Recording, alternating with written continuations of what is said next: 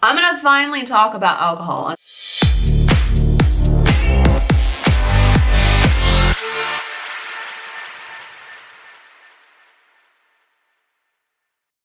I've been talking about this for a long time. I know I've promised you guys a video, a blog post, so I'm just gonna do it. And I know I ramble and I talk a lot. I'm sorry. I just get excited about telling you guys about stuff and sharing things. And I have a problem with trying to make things perfect and polished. So I'm just trying to do shit and share stuff with you guys. So here is my video on alcohol.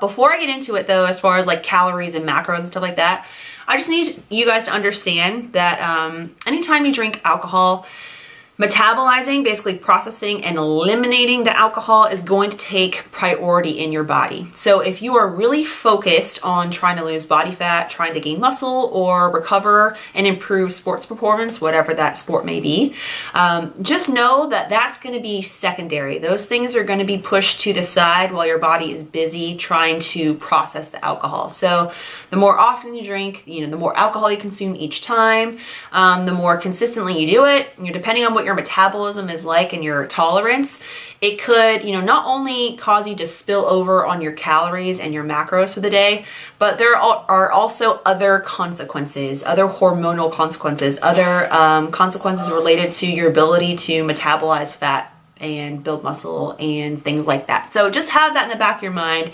Just like anything else with a macro approach, yes, it may fit. Does it mean it's the right thing to do? Does it mean it's best for your body? Absolutely not.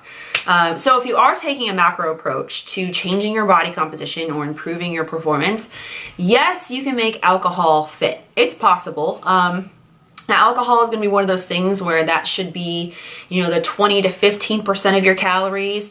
That goes to kind of whatever sweets, treats, sugar, and things like that.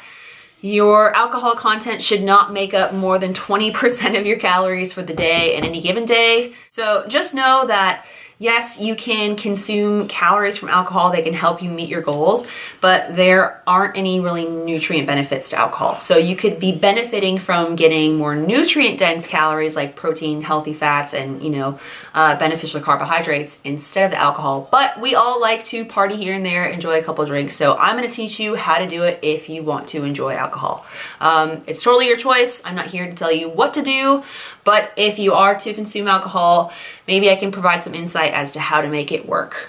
So as far as kind of like the nutrient content of alcohol, every 1 gram of alcohol has 7 calories. Okay, so it's not necessarily a carb or a fat. Some people consider it the 4th macronutrient. So that's why it's kind of in the middle. A gram of carbohydrate is equal to 4 calories, or has 4 calories rather, and a gram of fat has 9 calories. So alcohol is kind of right in the middle.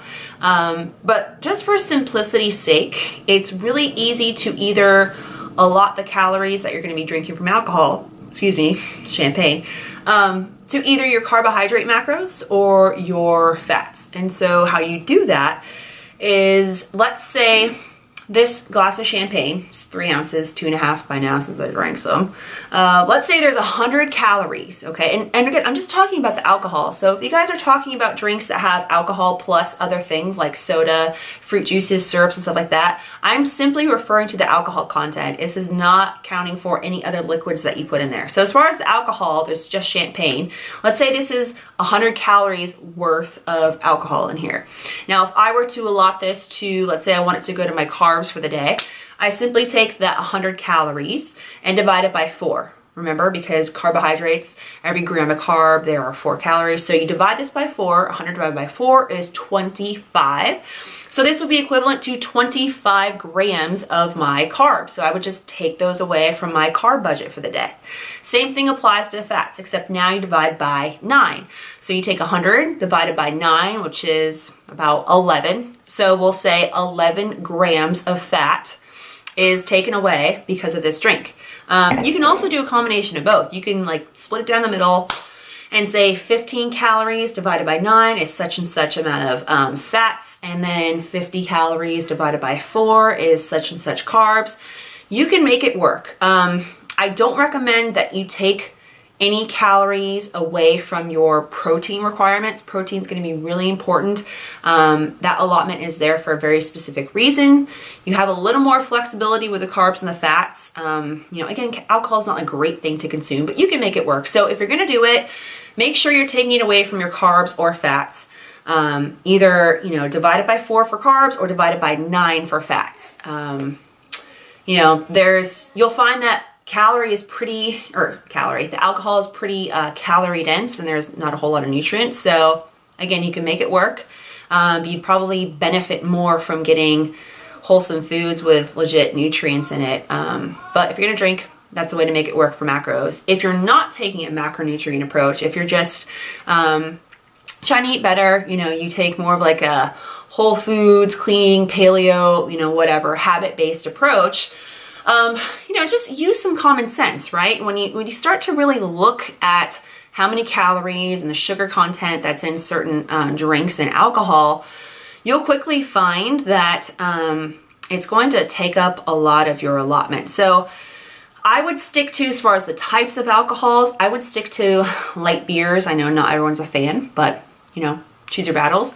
So stay away from craft beers. If you're gonna have craft beer, 1 craft beer may be the equivalent of 3 light beers. So if you want to drink more beer, may go with a lighter option. I would stick to wine, red or white. About 5 ounces or so of red wine's like 125, 135 calories. Or single liquor drinks with soda water and maybe like a splash of juice or wine, something like that. You want to stay away from like the fruity tooty cocktails with the floaters, and you see drinks with a lot of elements to it. Like if you see your bartender pouring alcohol after alcohol and then like syrup and juice and all that stuff, that's going to be a calorie bomb. I'd stay away from that stuff. I know it's fun, but it's your choice. There's going to be a cost to drinking, and depend on what you're drinking and how much of it. Well, that's up to you. It's how committed you are to your goals, and is it worth the night of partying and drinking all that sugar and having the hangover?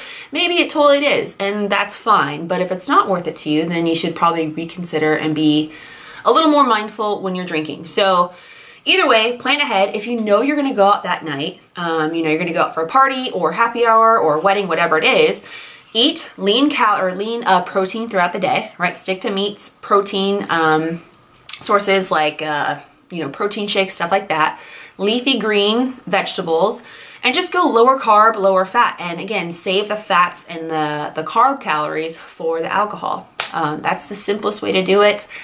The more often you drink, the more hormonal consequences there are.